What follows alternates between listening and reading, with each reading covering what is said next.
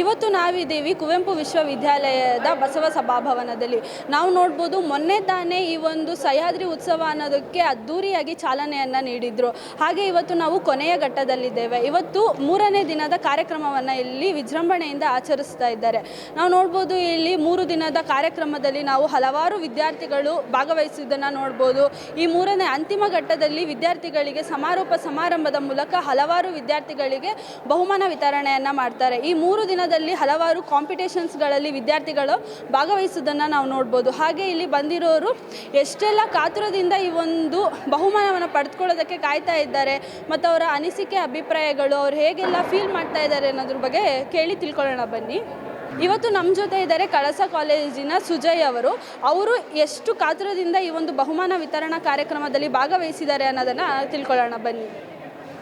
Sir, ನೀವು 3 ದಿನದಿಂದ ಕಾರ್ಯಕ್ರಮಕ್ಕೆ ಭಾಗವಹಿಸಿದ್ದೀರಾ. ಇದ್ರ ಕುರಿತು ಏನು ಹೇಳೋದಕ್ಕೆ ಇಷ್ಟಪಡ್ತೀರಾ?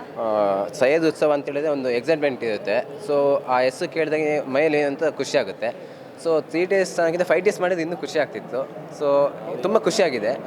ಲಾಸ್ಟ್ ಟೈಮ್ ಕೂಡ ಬಂದಿದ್ದೆ, ಆವಾಗೊಂದು ಒಳ್ಳೆ ಎಕ್ಸ್ಪೀರಿಯೆನ್ಸ್ ಆಗಿತ್ತು. ಈ ಟೈಮ್ ಕೂಡ ಒಳ್ಳೆ ಎಕ್ಸ್ಪೀರಿಯೆನ್ಸ್ ಆಗಿದೆ. ನೋಡಬೇಕು, ನಾವು ಒಂದು ಸ್ಕಿಟ್ಟಲ್ಲಿ ಪಾರ್ಟಿಸಿಪೇಟ್ ಮಾಡಿದ್ದೀನಿ, ಒಂದೇ ಪ್ಲೇಲಿ ಪಾರ್ಟಿಸಿಪೇಟ್ ಮಾಡಿದ್ದೀನಿ. ಸೊ ನೋಡೋ ಪ್ರೈಸ್ ಬರುತ್ತೇನೋ ಗೊತ್ತಿಲ್ಲ, ಬಟ್ ಎಕ್ಸೈಟ್ಮೆಂಟ್ ಆಗಿ ಸಖತ್ ಎಕ್ಸೈಟ್ಮೆಂಟ್ ಇದೆ. ಎಷ್ಟು ಕಾನ್ಫಿಡೆನ್ಸಲ್ಲಿ ಇದ್ದೀರಾ? ಇವತ್ತು ಪ್ರೈಸ್ ಕೊಡ್ತಾ ಇದ್ದಾರೆ, ಬಹುಮಾನವನ್ನು ಸ್ವೀಕರಿಸೋದಕ್ಕಾಗಿರ್ಬೋದು, ಅದ್ರ ಬಗ್ಗೆ ಎಷ್ಟು ಕಾನ್ಫಿಡೆನ್ಸ್ ಆಗಿದ್ದೀರಾ ನೀವು? ಕಾನ್ಫಿಡೆನ್ಸ್ ಇದೆ, ಎಕ್ಸೈಟ್ಮೆಂಟ್ ಇದೆ, ನರ್ವಸ್ಸು ಇದೆ, ಟೆನ್ಷನ್ ಇದೆ. ಬರುತ್ತೋ ಇಲ್ವೋ, ಫಸ್ಟ್ ಬರುತ್ತೋ, ಸೆಕೆಂಡ್ ಬರುತ್ತೋ, ಥರ್ಡ್ ಬರುತ್ತೋ ಅಂತ ಸ್ವಲ್ಪ ಭಯನೂ ಇದೆ, ನರ್ವಸ್ನೆಸ್ಸು ಇದೆ. ಮತ್ತು ಹೇಗಿತ್ತು ಈ ಪ್ರೋಗ್ರಾಮ್ ಆಗಿರ್ಬೋದು? ಇಷ್ಟು ದಿನದಲ್ಲಿ ನೀವು ನಿಮ್ಮ ಕಾಲೇಜಿಂದ ಯಾವ್ಯಾವ ಕಾರ್ಯಕ್ರಮಗಳಲ್ಲಿ ಭಾಗವಹಿಸಿದ್ರು, ಅದರಲ್ಲಿ ಯಾವ್ದ್ಯಾವುದು ಬರ್ಬೋದು ಅಂತ ನೀವು ಎಕ್ಸ್ಪೆಕ್ಟ್ ಮಾಡ್ತಾ ಇದ್ದೀರಾ? 2 ದಿನ ಪ್ರೋಗ್ರಾಮ್ ತುಂಬ ಚೆನ್ನಾಗಿತ್ತು, ತುಂಬ ಸಖತ್ತಾಗಿತ್ತು.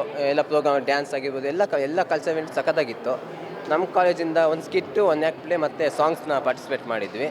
ಸೊ ನನ್ನ ಪ್ರಕಾರ ಸ್ಕಿಟ್ ಮತ್ತು ಒಂದು ಆ್ಯಕ್ಟ್ ಪ್ಲೇ ಬರ್ಬೋದು ಅಂದ್ಕೊಂಡಿದ್ದೀನಿ. ನೋಡಬೇಕು ಯಾವ ರೀತಿ ಬರುತ್ತೆ ಅಂತ ಹೇಳ್ಬಿಟ್ಟು.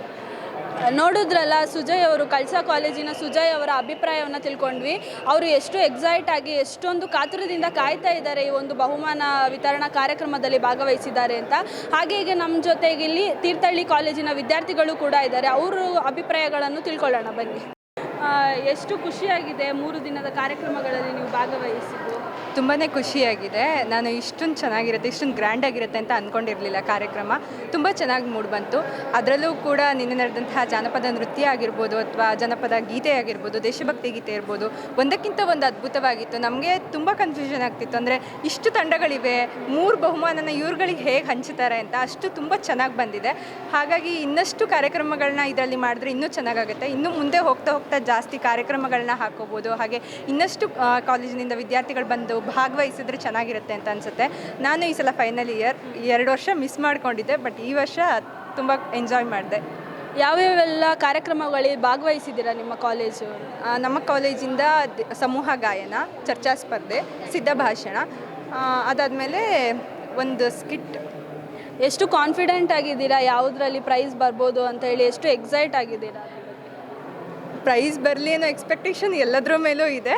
ಆದರೂ ಕೂಡ ನಮಗೂ ಅದೇ ರೀತಿಯಾದಂಥ ಕಾಂಪಿಟೇಷನ್ ಇದ್ದಿದ್ದರಿಂದ ನಮಗೂ ಕೂಡ ಕುತೂಹಲ ಇದೆ, ಯಾರಿಗೆ ಬರ್ಬೋದು, ನಮ್ಮ ಕಾಲೇಜಿಗೆ ಬರ್ಬೋದಾ ಅಥವಾ ಇನ್ನೊಬ್ರಿಗೆ ಬರ್ಬೋದಾ ಅಂತ ಹೇಳಿ.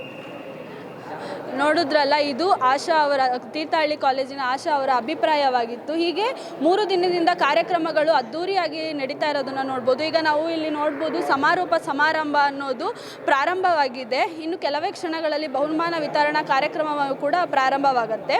ಕ್ಯಾಮ್ರಾ ಪರ್ಸನ್ ಪ್ರಗತಿ ಜೊತೆ ನಾನು ಪೂಜಾ, ಸಹ್ಯಾದ್ರಿ ಟಿವಿ, ಶಂಕರಘಟ್ಟ.